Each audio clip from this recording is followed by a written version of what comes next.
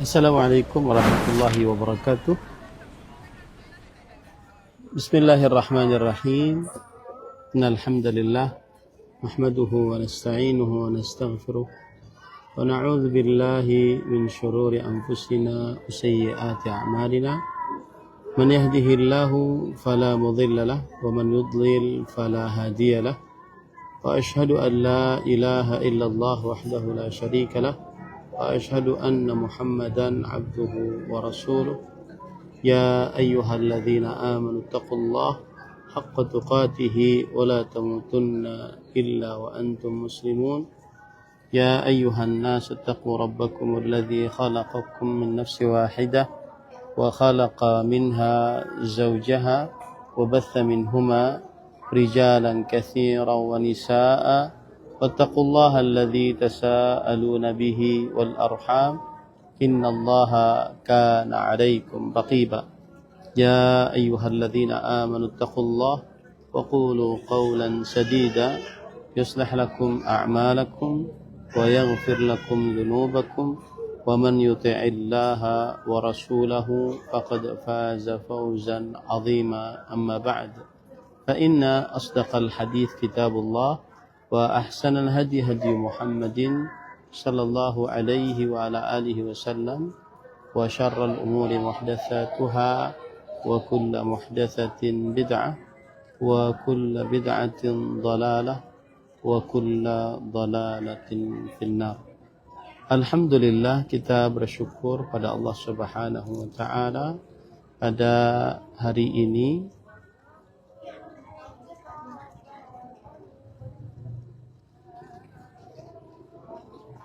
Alhamdulillah, kita bersyukur pada Allah Subhanahu wa taala pada hari ini, hari Jumat malam Sabtu 3 Al-Muharram atau 4 atau malam 5, malam yang kelima dari Al-Muharram 1448 Hijriah, 19 Juni 2026. Kita dimudahkan oleh Allah Subhanahu wa taala untuk duduk bersama di dalam sebuah kajian bersama Bumiku mengaji, membaca kitab Taujihat Islamiyah li Islahil Fardi wal Mujtama, membaca kitab Taujihat Islamiyah li Islahil Fardi wal Mujtama, bimbingan Islam untuk pribadi dan masyarakat. Salawat dan salam semoga selalu Allah berikan kepada kita, kepada Nabi kita Muhammad sallallahu alaihi wasallam, kepada keluarga beliau, para sahabat, serta orang-orang yang mengikuti beliau sampai hari kiamat kelak. Dengan nama-nama Allah yang husna dan sifat-sifatnya yang ulia, kita berdoa, Allahumma inna nas'aluka ilman nafi'an wa rizqan tayyiban wa amalan mutaqabbala, Allahumma amin. Ahibati fillah, afani Allah wa iyyakum, kaum muslimin yang saya cintai karena Allah, semoga Allah Subhanahu wa taala selalu memberikan afiat kepada kita di dunia dan di akhirat. Pada kesempatan kali ini kita membahas masih di dalam dosa-dosa besar. Kalau tidak salah, yang kita bahas adalah dosa-dosa besar yang berkaitan dengan ibadah kepada Allah Subhanahu wa taala. Dosa-dosa besar yang berkaitan dengan ibadah kepada Allah Subhanahu wa taala. Ahibati fillah, afani Allah wa iyyakum, kaum muslimin, jamaah Bumiku mengaji yang saya cintai karena Allah, semoga Allah Subhanahu wa taala selalu memberikan afiat kepada kita di dunia dan di akhirat. Pada kesempatan kali ini kita melanjutkan pembicaraan tentang dosa-dosa besar berkaitan dengan ibadah. Kalau tidak salah pada pertemuan sebelumnya, yaitu meninggalkan sholat atau mengakhirkannya dari waktunya tanpa ada uzur syar'i. Betul ya, sampai di situ ya insya Allah. Atau zina. Akhi Nabil,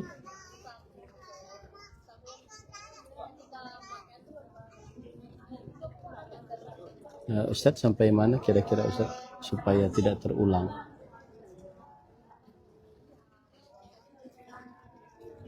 Sudah selesai. Oh, berarti sekarang kita masuk kepada zina ya.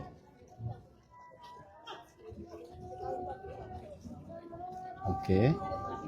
Liwat belum ya?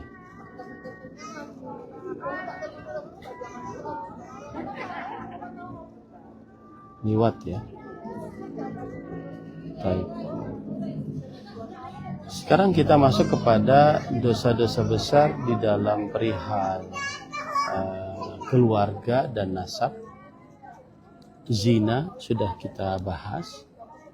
Kemudian juga liwat, yaitu hubungan lelaki dengan lelaki. Kemudian juga qadful muhsanatil mu'minatil ghafilat,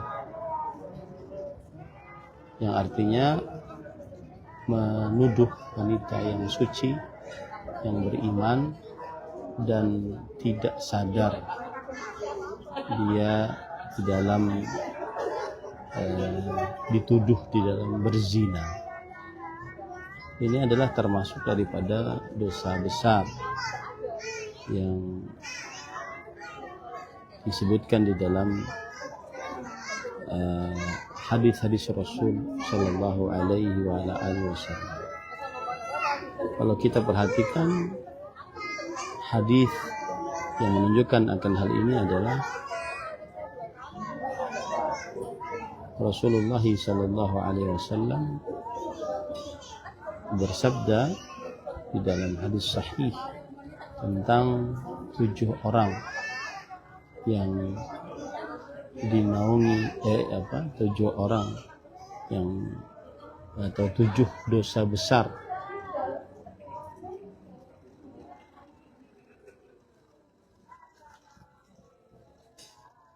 sebentar ya.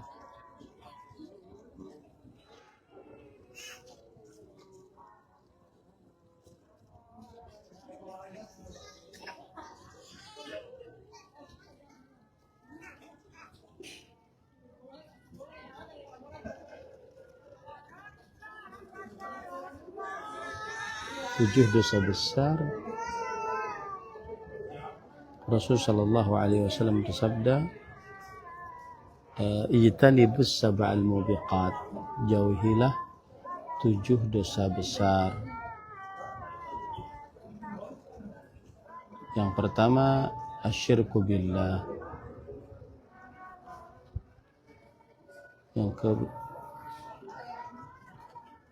yang kedua adalah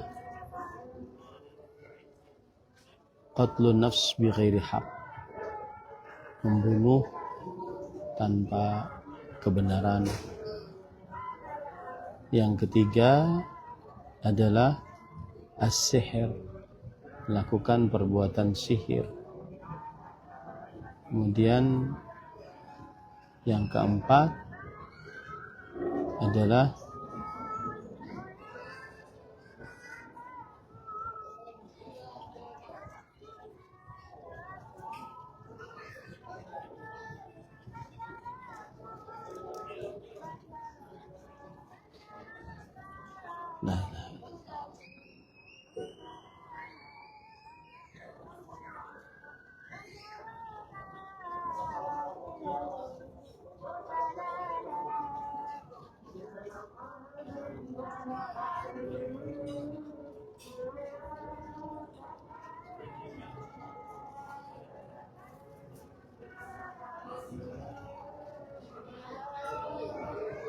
asyirku billah, mensyirikan Allah. melakukan sihir, kemudian membunuh jiwa tanpa yang diharamkan oleh Allah Subhanahu wa taala kecuali dengan kebenaran, makan harta anak yatim, kemudian tawalli yaumaz zahf, kabur dari medan pertempuran, kemudian qadhful muhsanatil ghafilatil mu'minat, membunuh wanita yang suci yang tidak sadar kalau dia dituduh berzina dan dia beriman kepada Allah Subhanahu wa taala. Dan al-qadhfu maknanya di sini adalah menuduh seseorang berzina. Al-muhsanat maknanya adalah wanita yang suci. Kemudian al-ghafilat adalah wanita yang terlepas dari apa yang dituduhkan dalam perbuatan perzinahan tersebut. Ini adalah dosa besar yang menunjukkan bahwasanya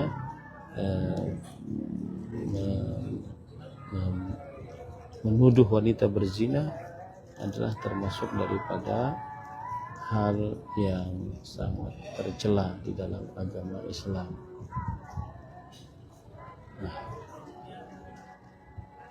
Para ikhwan yang dirahmati oleh Allah Subhanahu wa taala,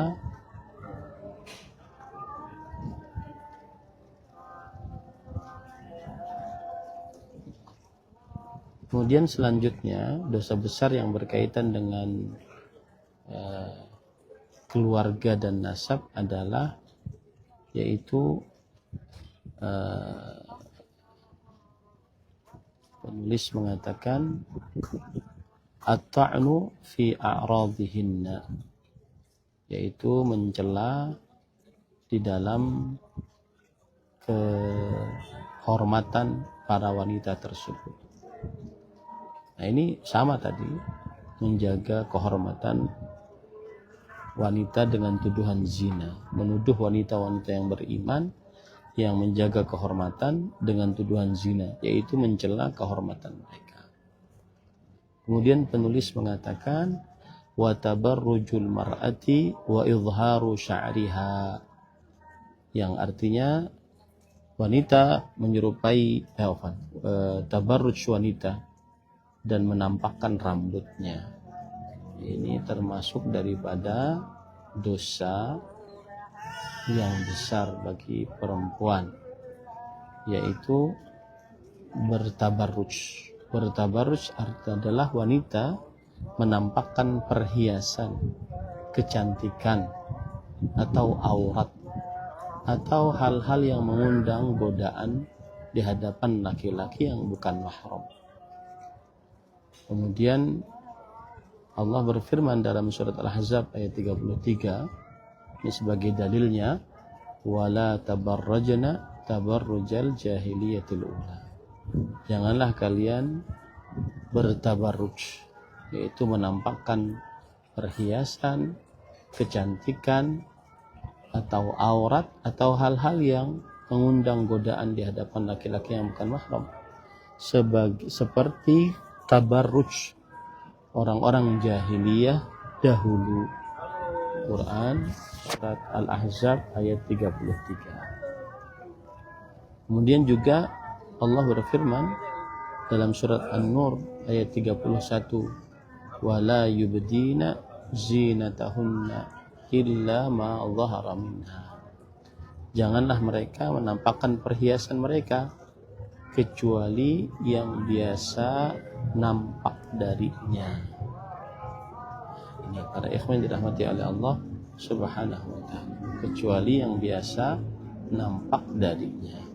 Coba kita baca tafsiran dari tabarruj ini, disebutkan oleh Imam Ibnu Katsir rahimahullahu taala di dalam kitabnya Tafsir Quranil Azim.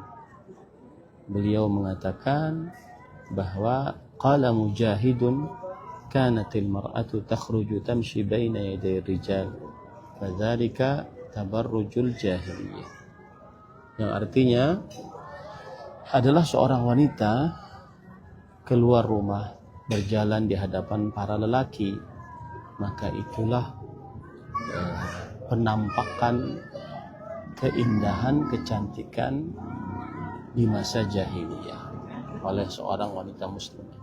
Jadi hanya sekedar berjalan di hadapan laki-laki yang bukan mahramnya, maka itu disebut dengan tabarruj menurut Imam Mujahid rahimahullahu ta'ala. Kemudian berkata Qatadah bin Da'amah Sadusi rahimahullah, wala tabarrujna tabarrujal jahiliyatil ula, yaqul idza kharajtunna min buyutikunna wa kanat lahunna misyatun wa takassurun wa taghannujun fanahallahu an dzalik.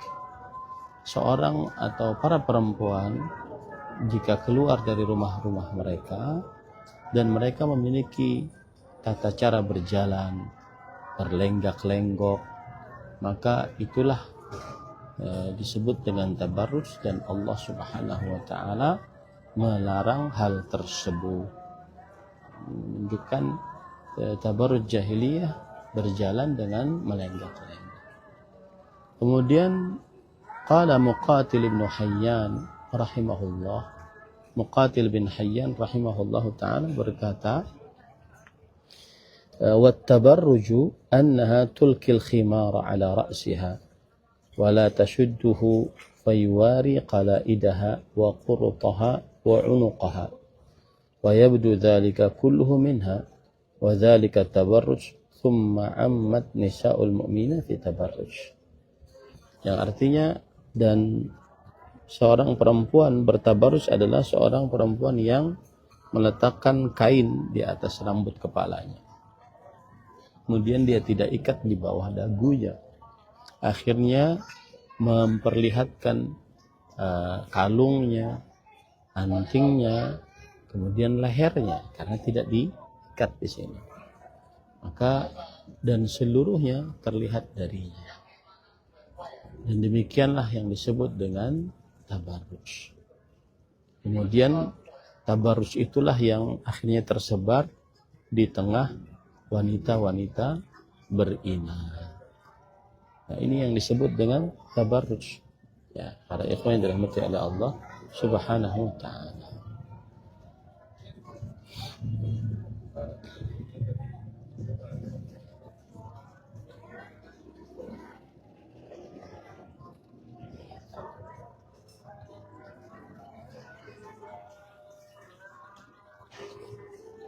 Ada lagi penjelasan dari Abdullah bin Abbas radhiyallahu anhu tentang tabarruj.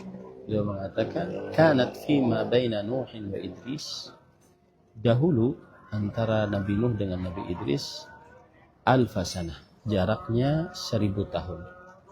Wa inna batnalini min waladi Adam kan ahaduhuma yaskunu sahla wal akhiru yaskunu jabal. Dan ada 2 lembah dari anak manusia, salah satunya hidup di tengah-tengah hamparan dan yang lain hidup di pegunungan. Wa kana rijalul jabal sibahan wa fin nisa'i damama. Dan laki-laki yang hidup di pegunungan itu ganteng-ganteng, sedangkan perempuannya kurang cantik. Wa kana nisa'ul sahli sibahan wa fir rijali damama. Dan sebaliknya, yang hidup di dataran rendah, para perempuannya itu cantik-cantik, kemudian para lelakinya kurang ganteng. Wa inna iblis ata rajulan min ahli sahli fi surati ghulam. Iblis mendatangi seorang lelaki dari yang hidup di daerah dataran rendah dalam bentuk laki-laki. Fa'ajarau nafsahu minhu. Kemudian dia menyewakan dirinya dari laki-laki tersebut. Wa ana yakhdimuhu wattakhadha iblisu syai'an mithla alladhi yuzammiru fihi ar-ri'a faja'a fihi bisautin lam yasma' an-nasu mithlahu fabalagha dhalika man hawlahu fantabuhum yasma'una ilayhi wattakhidhu 'idan yajtami'una ilayhi fis sanah fayatabarrajun nisa'u lirrijal. Maka mulai saat itulah akhirnya para perempuan memperlihatkan kecantikannya di hadapan laki-laki. Wa yatazayyanu rijal lahun, laki-laki pun memperindah dirinya di hadapan perempuan. Nah ini yang dimaksud dengan wala tabarrajna tabarrujal jahiliyatullah. Intinya seorang perempuan diharamkan untuk menampakkan kecantikannya di hadapan laki-laki yang bukan mahramnya. Nah, kemudian setelah itu penulis berkata,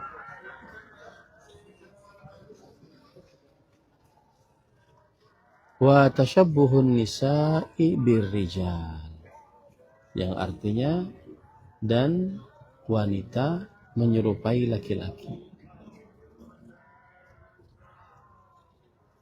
Warrijali bin nisa, dan laki-laki menyerupai wanita. Ini salah satu dosa besar yang berkaitan dengan keluarga dan keturunan, yaitu menyerupakan diri menjadi lawan jenisnya. Rasul sallallahu alaihi wasallam melaknat akan hal ini dalam hadis riwayat Bukhari, la'na Rasulullah sallallahu alaihi wasallam al-mutasyabbihina minar rijal bin nisa wal mutasyabbihati minan nisa'i birrijal. Rasulullah sallallahu alaihi wasallam melaknat laki-laki yang menyerupai wanita dan wanita yang menyerupai laki-laki. Hadis riwayat Al-Bukhari. Dan berbagai macam penyerupaan dari laki-laki dengan perempuan.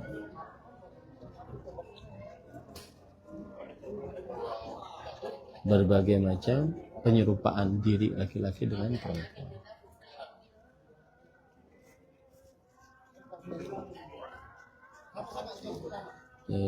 Para ikhwan yang dirahmati oleh Allah Subhanahu wa taala, saya sebutkan dalil-dalil yang lebih banyak, di antaranya yang pertama yaitu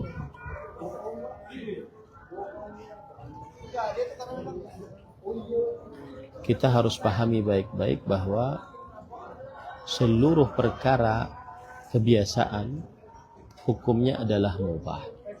Maka tidak diharamkan dari perkara kebiasaan kecuali apa yang Allah dan Rasulnya Sallallahu Alaihi Wasallam haramkan.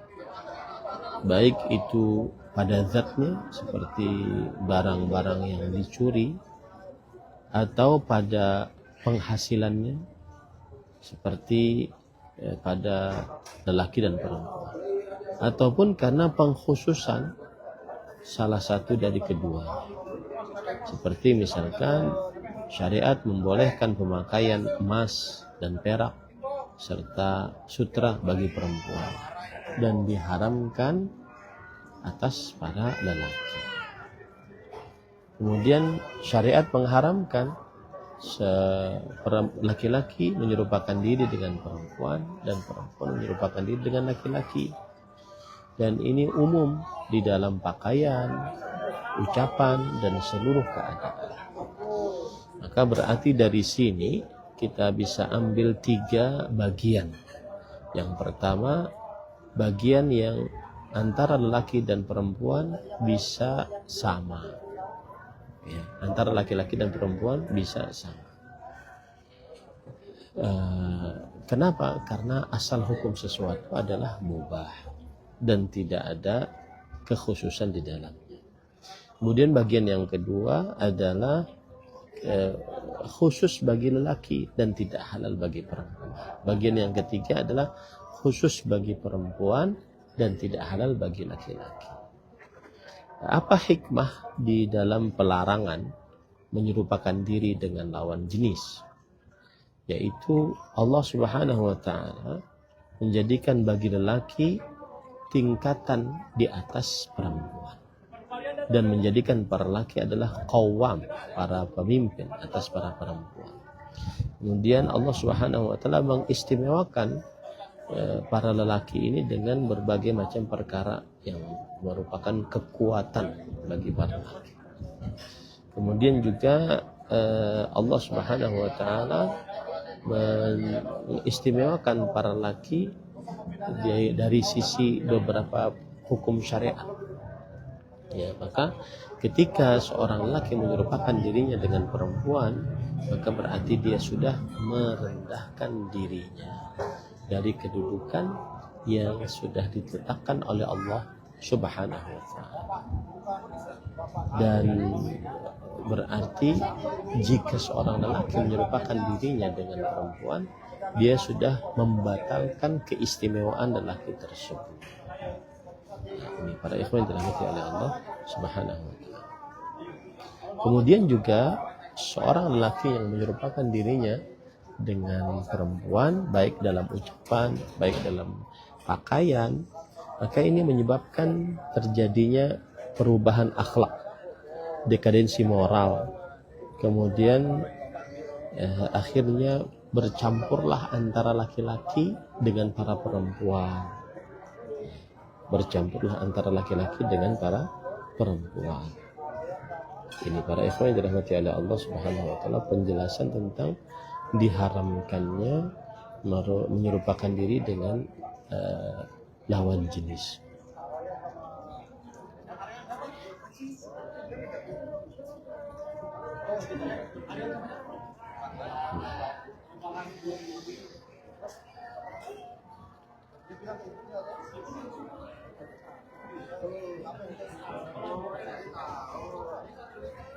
Baik.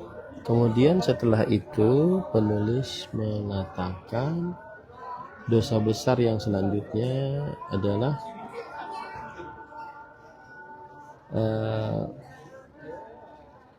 kahalqil lihyah, seperti memotong jenggot atau menggundul jenggot. Seperti menggundul jenggot. Ya, menggundul jenggot itu adalah menyerupakan diri dengan perempuan. Menggundul itu berarti menghapuskan menghapuskan jenggot sebenar-benarnya. Ya, tidak ada tersisa. Itu termasuk daripada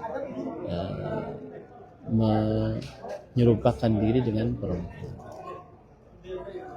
Ada berbagai macam pendapat para ulama dan perkataan para ulama tentang akan hal ini. Saya bacakan beberapa hal yang berkaitan dengan tersebut.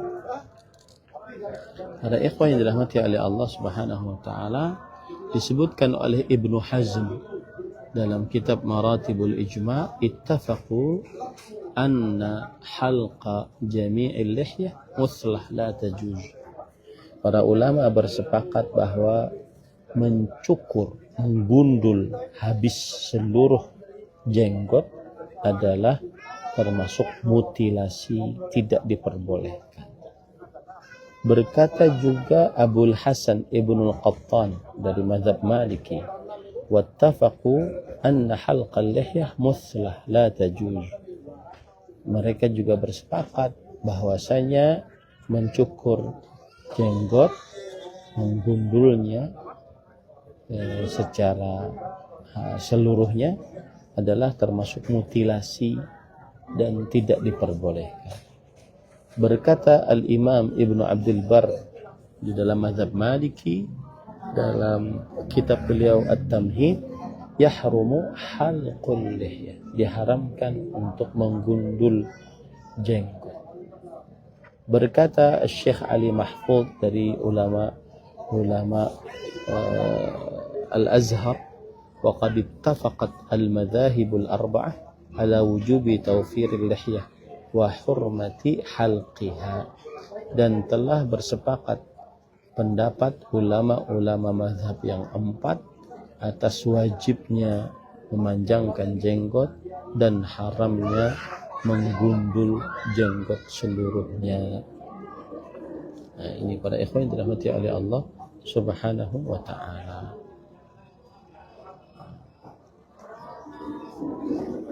Dan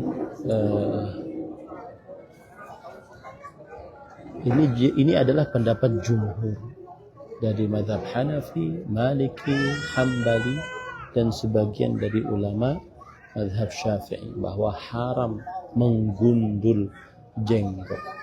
Bahkan dinukilkan ijma' atasnya, sebagaimana yang saya sebutkan tadi.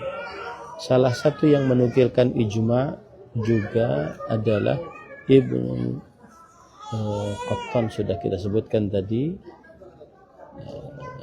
Iya.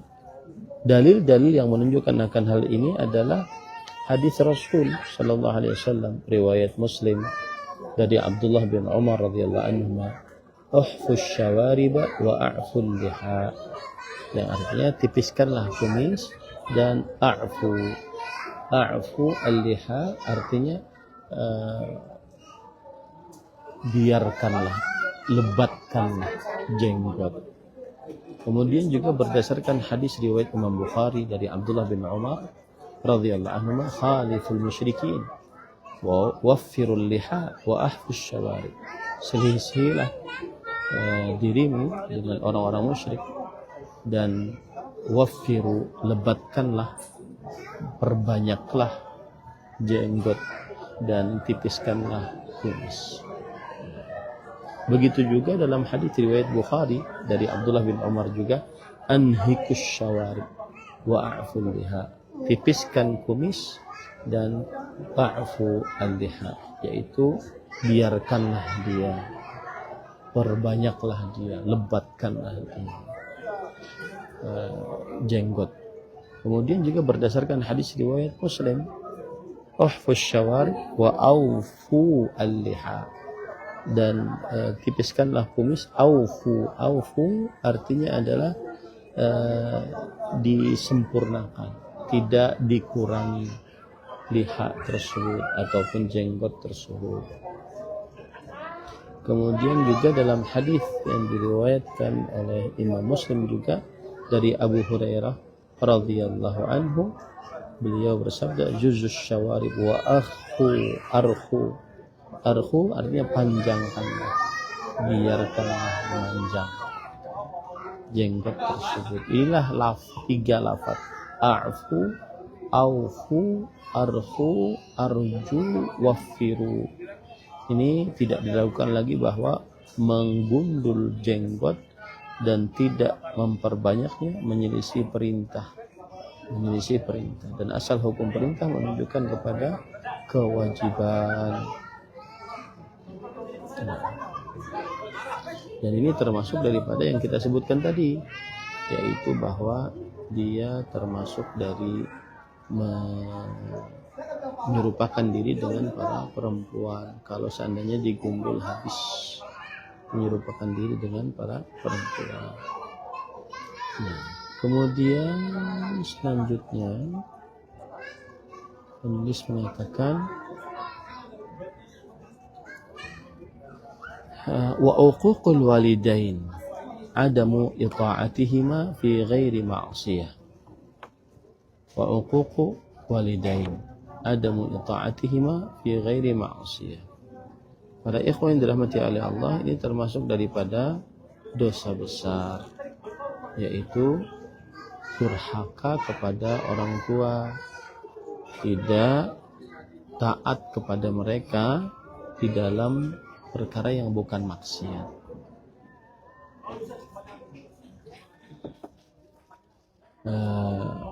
Allah Subhanahu wa ta'ala berfirman di dalam Al-Quran surat Al-Isra ayat 23, "Wa qadha rabbuka alla ta'budu illa iyyah wa bil walidaini ihsana imma yablughanna 'indaka al-kibra ahaduhuma aw kilahuma fala taqul lahumā wa la tanharhumā wa qul lahumā qawlan karīmā." Yang artinya Rabbmu telah menetapkan agar tidak boleh beribadah kecuali hanya kepadanya, berbaktilah kepada kedua orang tua, dan apabila salah seorang dari keduanya atau kedua-duanya di sisimu dalam keadaan tua, maka janganlah ucapkan untuk mereka berdua perkataan dan janganlah bentak mereka berdua, dan ucapkanlah untuk mereka berdua ucapan yang mulia. Ayat ini memberikan pelajaran bahwa seorang anak dilarang untuk menyakiti orang tua dengan rasa sakit yang paling rendah. Dilarang untuk menyakiti orang tua dengan rasa sakit yang paling rendah, apalagi yang tinggi. Kemudian wajib untuk mentaati kedua orang tua selama itu bukan maksiat, sebagaimana disebutkan dalam surat Luqman ayat 15, wa in jahadaka ala an tusyrika bi ma laysa laka bihi ilm fala tuti'huma wa sahibuhuma fid dunya ma'rufa. Dan jika keduanya memaksamu untuk mensyirikkanku apa yang kamu tidak memiliki ilmu padanya, maka janganlah taati mereka berdua, tapi tetap gauli mereka berdua dengan baik di dunia. Maka ayat ini memberikan perintah dari Allah untuk menggauli mereka berdua dengan kebaikan, walaupun mereka berdua dalam keadaan musyrik. Dan ketaatan kepada mereka berdua wajib selama itu bukan maksiat kepada Allah Subhanahu wa taala. Dan di dalam hadis Rasul termasuk dosa yang besar dan paling besar, Rasul sallallahu alaihi wasallam bersabda, akbarul kabair al-isyraku billah wa qatlun nafs wa uququl walidain wa syahadatul zur. Dosa paling besar adalah mensyirikkan Allah, kemudian membunuh jiwa yang tidak dibenarkan untuk dibunuh, durhaka kepada orang tua, dan bersaksi palsu. Kemudian juga Rasul Shallallahu Alaihi Wasallam bersabda dalam hadis tadi yang saya sebutkan bahwa durhaka kepada orang tua termasuk daripada dosa paling besar. Kemudian juga durhaka kepada orang tua diharamkan dari surga. Dalam hadis Rasulullah SAW bersabda, "Salasatun harramallahu tabaraka wa ta'ala ihmul jannah." 3 orang yang diharamkan oleh Allah Subhanahu wa taala atas mereka surga. Yang pertama yaitu mudminul khamr, orang yang kecanduan minum khamr. Yang kedua al-'aq, durhaka. Kemudian yang ketiga ad-dainus, seorang laki-laki yang kurang rasa cemburu. Maka durhaka pada orang tua, tidak taat pada orang tua dalam perihal yang ma'ruf termasuk daripada durhaka, dan durhaka diharamkan dari surganya Allah Subhanahu wa taala. Harus dipahami juga bahwa ada kaedah wajibnya taat kepada orang tua hanya di dalam perihal yang ma'ruf. Adapun dalam perihal maksiat maka tidak wajib taat. Rasulullah SAW bersabda, la ta'ata li makhluqin fi maksiatillah. Tidak ada ketaatan apapun untuk makhluk dalam perihal bermaksiat kepada Allah Subhanahu wa taala. Di dalam hadis yang lain, la ta'ata fi ma'siyah, innamat ta'atu fil ma'ruf. Tidak ada ketaatan apapun dalam perihal maksiat apapun. Sesungguhnya ketaatan hanya pada hal yang ma'ruf saja. Ini semua menunjukkan kepada bahwa wajib untuk menjauhi dosa-dosa besar, yaitu berupa salah satunya durhaka kepada kedua orang tua.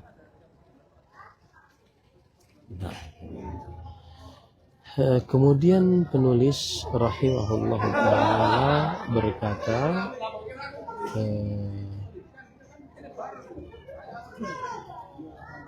penulis wa hijranul arham min ghairi sababin masyru'. Hijranul arham min ghairi sababin masyru', termasuk daripada dosa besar yang berkaitan dengan keluarga dan keturunan adalah menjauhi rahim-rahim tanpa ada sebab yang disyariatkan. Memutus hubungan rahim termasuk dari dosa besar jika tanpa ada sebab. Ya, dan ini haram dengan ijma' para ulama. Dan Allah Subhanahu wa taala telah mengancam orang yang memutus hubungan rahim, dia diancam dijauhkan dari rahmat Allah, diancam dijauhkan dari kasih sayang Allah Subhanahu wa taala. Allah berfirman di dalam Al-Qur'an, fahal asaitum in tawallaitum an tufsidu fil ard wa tuqatti'u arhamakum ulaika alladhina la'anahumullah fa asammahum wa a'ma absarahum. Maka apakah kalian ingin jika kalian berpaling kemudian kalian merusak di bumi, memutuskan hubungan rahim? Mereka lah orang-orang yang dilaknat oleh Allah, dan Allah Subhanahu wa taala membuat mereka buta dan bisu, membuat mereka bisu dan buta, ya, mata-mata mereka. Ini dalil yang menunjukkan bahwa memutuskan hubungan rahim adalah menyebabkan laknat Allah, diusir dan dijauhkan dari rahmat Allah Subhanahu wa taala. Kemudian memutuskan hubungan rahim diancam, diharamkan masuk neraka, masuk surganya Allah Subhanahu wa taala. Dalam hadis riwayat Bukhari dan Muslim, Rasul sallallahu alaihi wa alihi wasallam bersabda, la yadkhulu al-jannah qati'u rahim. Yang artinya tidak masuk ke dalam surga orang yang memutuskan hubungan rahim. Tidak masuk ke dalam surga orang yang memutuskan hubungan rahim. Kemudian juga orang yang memutuskan hubungan rahim disegerakan siksanya oleh Allah Subhanahu wa taala di dunia, di samping disediakan siksa di akhirat oleh Allah Subhanahu wa taala. Sebagaimana dalam hadis dari Abu Bakar radhiyallahu an, Rasul sallallahu alaihi wasallam bersabda, "Ma min dhanbin ajdaru an yu'ajjila Allah ta'ala li sahibihi al-'uqubah fid dunya ma'a ma yudakhiruhu lahu fil akhirah mithlul baghi wa qati'atir rahim." Tidak ada dosa yang lebih segera Allah Subhanahu wa taala ingin berikan kepada pelakunya di dunia disertai apa yang Allah sediakan untuknya di akhirat, seperti baghi, yaitu berzina atau melampaui batas, kemudian memutuskan hubungan rahim.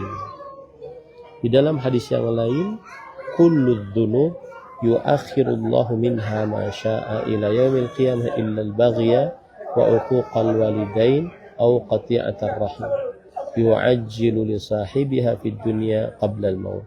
Setiap dosa Allah akhirkan darinya siksanya sekehendak Allah pada sampai hari kiamat, kecuali dosa baghi. Baghi itu berzina, kemudian durhaka kepada orang tua atau memutuskan hubungan rahim.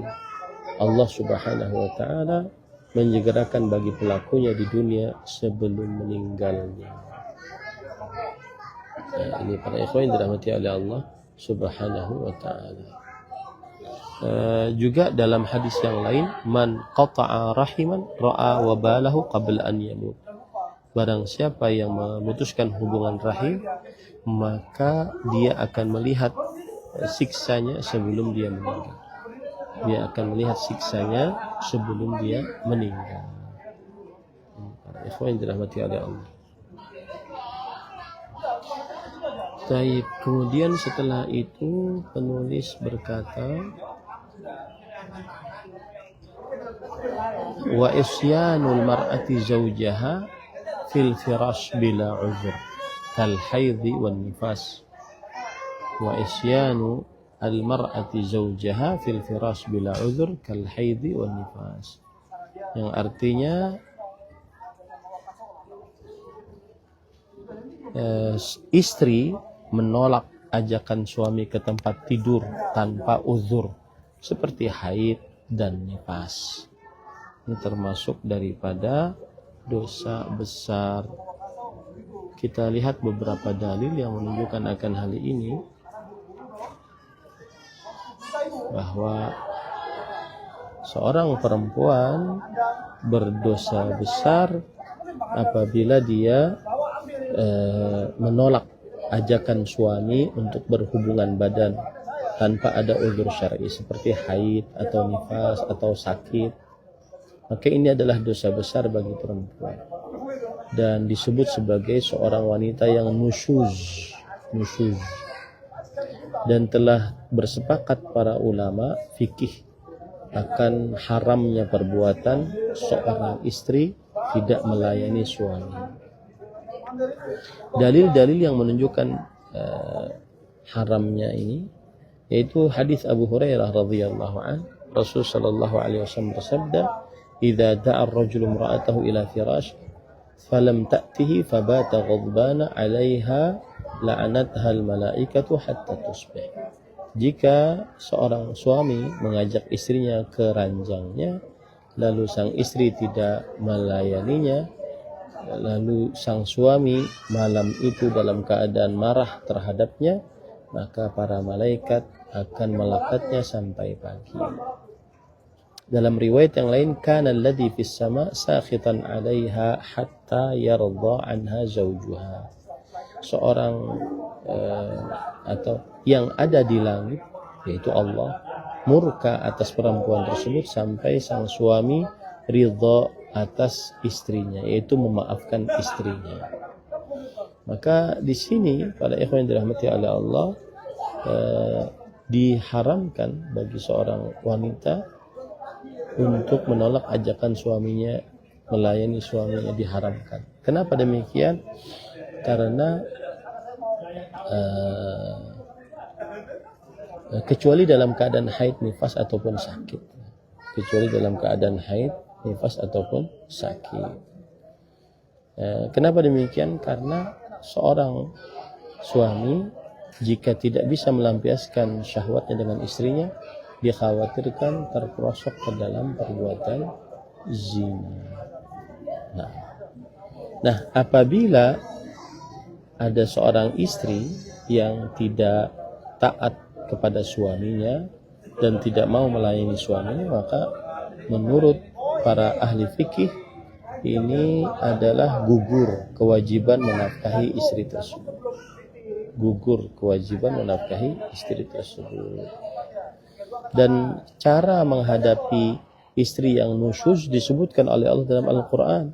Wallati takhafuna nusyuzahunna fa'idhuhunna wahjuruhunna fil madaji' wadribuhunna fa in ata'nakum fala tabghu 'alaihinna sabila. Wanita-wanita yang kalian khawatirkan berbuat nusyuz, maka nasihati, cara yang pertama. Wahjuruhunna fil madaji'. Yang kedua, kalau tidak bisa, maka boikot di dalam ranjang. Kemudian yang ketiga, wadribuhunna, dan pukullah, tetapi mukulnya bukan untuk melampiaskan amarah, tidak, tetapi dengan kayu arok itu memukulnya, ingin mengingatkan saja bahwasanya mereka itu salah. Dan kalau seandainya mereka sudah taat kepada kalian, maka janganlah kalian mencari untuk menyalah-nyalahkan mereka. Nah, ini adalah salah satu hal yang harus dilakukan ataupun maksud saya dalil-dalil yang menunjukkan haramnya seorang istri tidak mau melayani suaminya.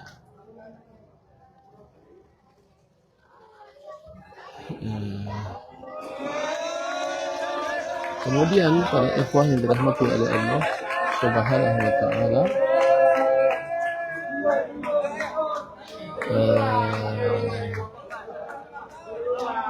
selanjutnya adalah penulis mengatakan wa ridha muhallilihi wa tahliluhu liman halala lahu. At-tahlil huwa alladhi yankihu zawjatan mutlaqatan liyaruddaha li zawjiha al-awwal wa huwa al-muhallilu lah wa inkarul mar'ati ihsana zawjiha wal intisab ila ghairil abi ma'al ilmi bihi warrami li ahli bizina wa adhal jar wa natfu asy-sya'ri min al-wajh aw al-hajib lil mar'ati aw ar-rajul, yang artinya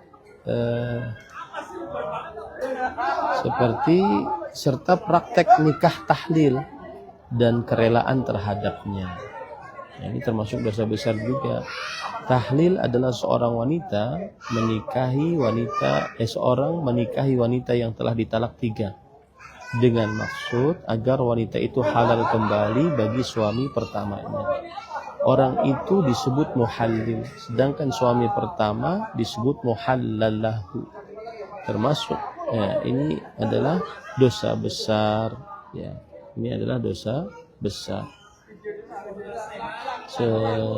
Dalil-dalil yang menunjukkan akan hal ini adalah la'ana Rasulullah sallallahu alaihi wasallam al-muhallila wal muhallala lahu. Rasulullah SAW melaknat muhallil dan muhallalahu.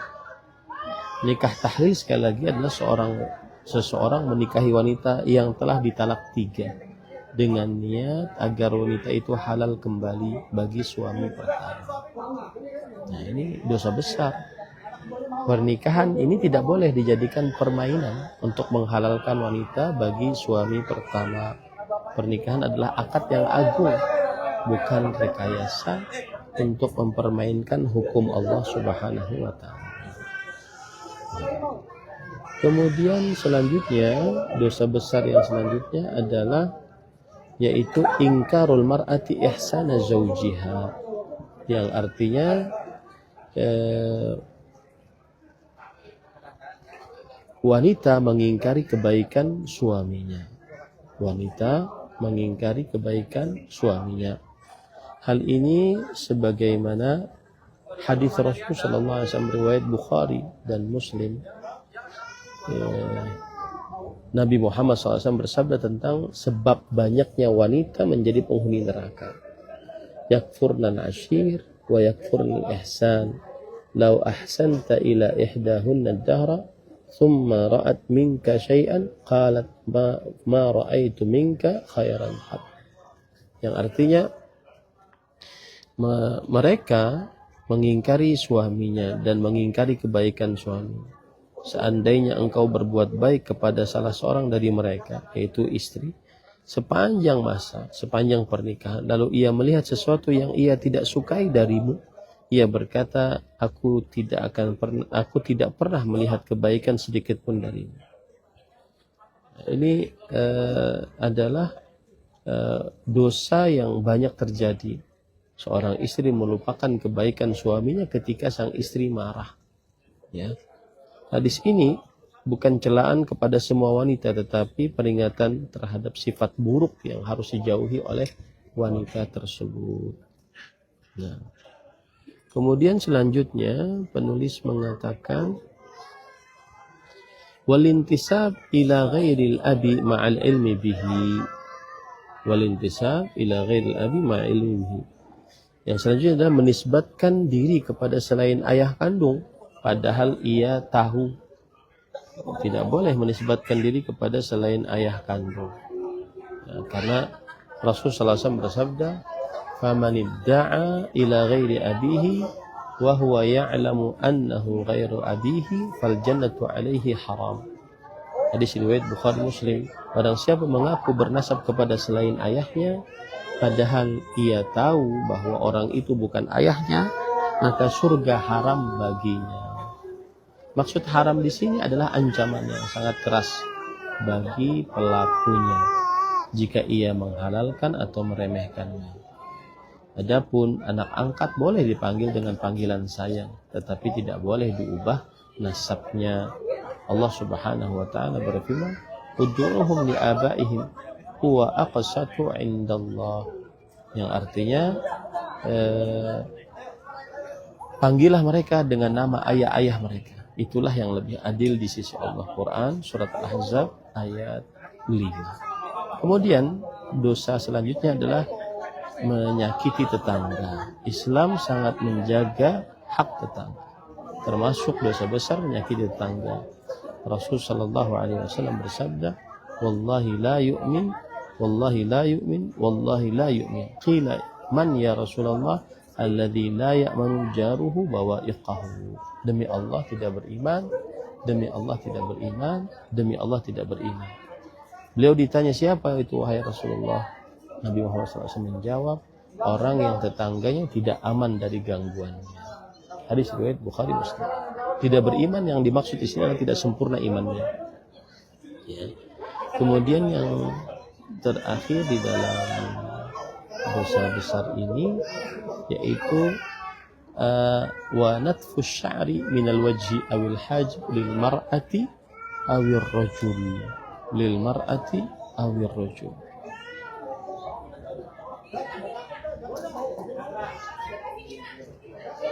Para ikhwah yang dirahmati oleh Allah Subhanahu wa taala, yang selanjutnya adalah yang terakhir dalam nomor ini, mencabut rambut wajah dan alis. Alis termasuk kecantikan yang diciptakan oleh Allah. Maka ketika mencabut alis untuk kecantikan termasuk perbuatan yang dilarang. Di dalam hadis disebutkan sebagai an-namsu, yaitu mencabut rambut wajah atau alis untuk berhias dengan cara yang diharamkan. Abdullah bin Mas'ud radhiyallahu anhu, sahabat Nabi, mengatakan, la'anallahu al-washimat wal mustawshimat wan namisat wal mutanammisat wal mutafallijati lil husn wal mughayyirati khalqallah. Allah melaknat wanita-wanita yang mentato dan wanita-wanita yang minta ditato, wanita-wanita yang mencabut alis dan yang meminta dicabut alisnya, wanita-wanita yang menggelengkangkan gigi demi kecantikan yang merubah ciptaan Allah. Adapun menghilangkan rambut yang mengganggu atau tumbuh pada tidak wajar seperti kumis pada wanita, rambut yang menimbulkan aib besar, maka para ulama membahas secara khusus dan tidak disamakan dengan an-nams yang diharamkan. Nah, ini para ikhwan yang dirahmati oleh Allah. Kajian kita pada kali ini, saya sangat mohon maaf belum bisa menjawab pertanyaan. Kira-kira itu yang bisa disampaikan pada kesempatan kali ini. Kita cukupkan dengan kafaratul majlis dan saya langsung live pertemuan. Kita cukupkan. Subhanakallah bihamdik, asyhadu an la ilaha illa anta, astaghfiruka wa atubu ilaik. Wa sallallahu ala nabiyina Muhammad walhamdulillahirabbil alamin. Wassalamualaikum warahmatullahi wabarakatuh.